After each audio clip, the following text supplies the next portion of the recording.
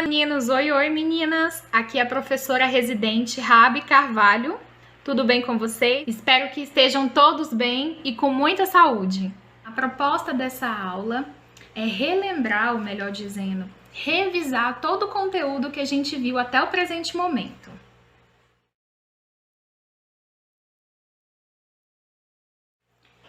Se você não estiver se lembrando, não se preocupe, porque nós iremos retomar aqui os principais elementos da dança de salão. Então, vamos lá? A dança de salão, praticada por casais em reuniões sociais, surgiu durante a Europa renascentista. Entre os séculos XV e XVI, tornou-se uma forma de lazer muito apreciada pela nobreza, nos salões frequentados por essa classe social, com danças da corte, por exemplo, e que posteriormente também foi realizada pela população em geral, tornando-se as danças folclóricas. A dança de salão, a partir do momento em que tornou-se praticada pela sociedade em geral, também ficou conhecida por dança social, por ser praticada por pessoas comuns em festas de confraternização, propiciando o estreitamento de diversas relações sociais, como a de amizade, de romance, de parentesco e entre outras. Uma curiosidade é que o nome de salão aparece atrelado à dança porque estas modalidades requerem salas amplas para os dançarinos evoluírem livremente e porque foi através da sua prática nos salões das cortes reais europeias que este estilo de dança foi valorizado e disseminado pelo mundo ao ser levado para as colônias da América, Ásia e África, onde transformou-se num divertimento popular de diversos povos.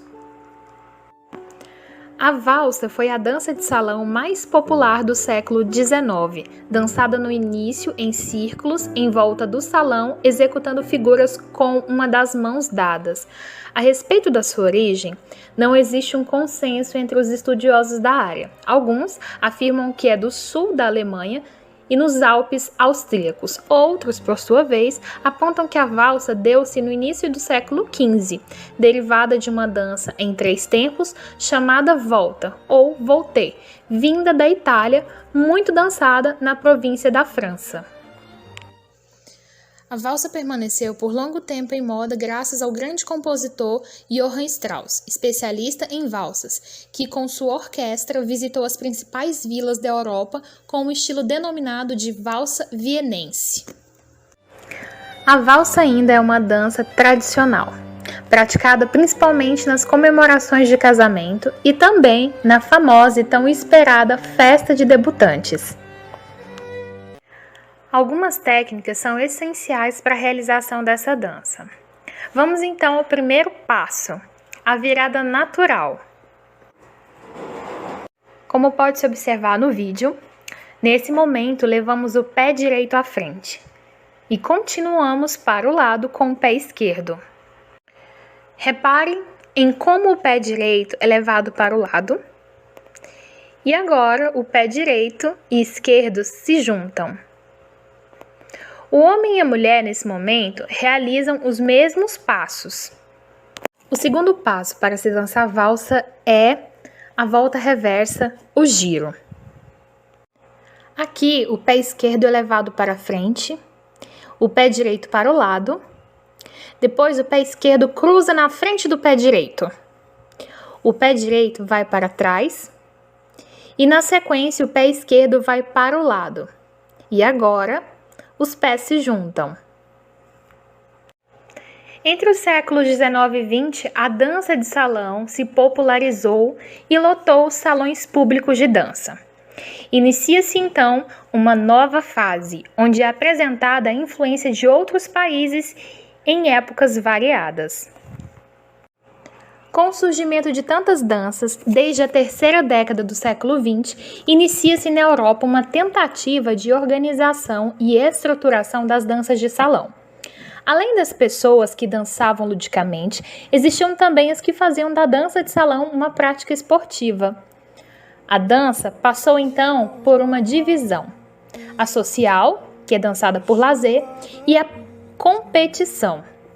O início das competições é que incentivou a padronização e a divulgação de passos e estilos variados da dança.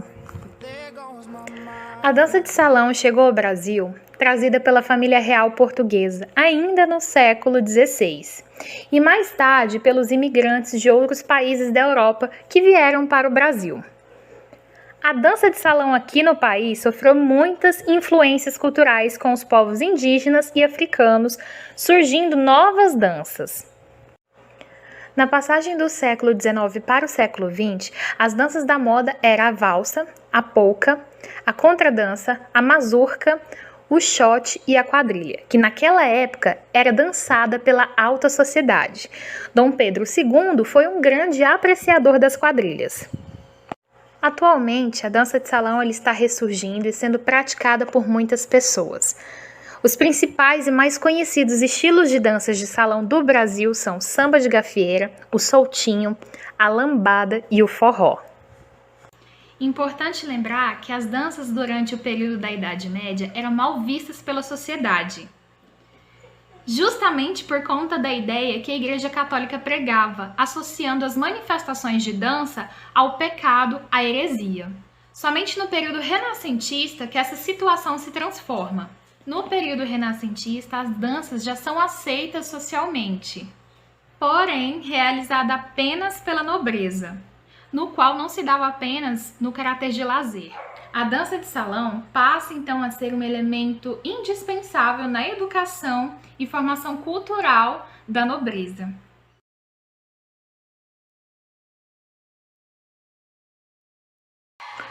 Pouco ou quase nada se tem escrito sobre as origens e a evolução da dança hoje conhecida como salsa, uma vez que a maioria dos pesquisadores são musicistas ou etnólogos. Assim como a música, a dança salsa tem fortes origens no som cubano. Dizem que se dançava no final do século passado nos campos do Oriente de Cuba, em pares soltos com movimentos um tanto quanto exagerados. Este estilo era denominado som montuno, pois provinha dos campos. A chegada dos franceses ao Oriente de Cuba, lá no final do século XVIII, significou um avanço importante ao som. A dança com os pares entrelaçados. O homem tomava a mulher com a mão direita, no centro das costas, e com a sua mão esquerda à direita dela. A mão esquerda da mulher ia sobre o ombro do parceiro. Existia uma certa distância no momento da dança entre os pares. As jovens, elas iam acompanhadas por suas famílias e essa proximidade no momento da dança era mal visto pela sociedade. Existe uma curiosidade sobre a salsa dessa época, porque ao ser dançada, sempre se flexionavam os joelhos e com eles moviam-se todo o corpo, sem deslizar, porque o chão era de terra. Por isso, os pés se levantavam de forma exagerada. Conforme foi chegando às cidades do Oriente, a maneira de se dançar o som foi mudando. Os movimentos se tornavam mais suaves e a postura foi se assemelhando à da zon, embora menos rígida. O homem toma a mesma postura do som montuno, porém trocando a postura extremamente inclinada por uma mais moderada. Além do mais, nas cidades podiam-se arrastar os pés. A salsa pode ser dançada individualmente, mas é geralmente dançada a par. Aos passos básicos são geralmente adicionadas voltas e quedas, o que torna essa dança particularmente exuberante. Existem vários estilos diferentes, o que faz dessa modalidade uma grande atração no meio da dança.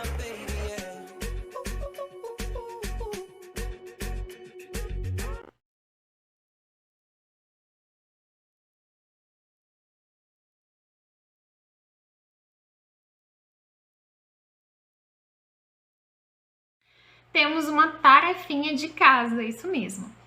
Na plataforma de vocês vão encontrar toda a descrição dessa atividade. Então vai lá, responde e eu aguardo a resposta de vocês.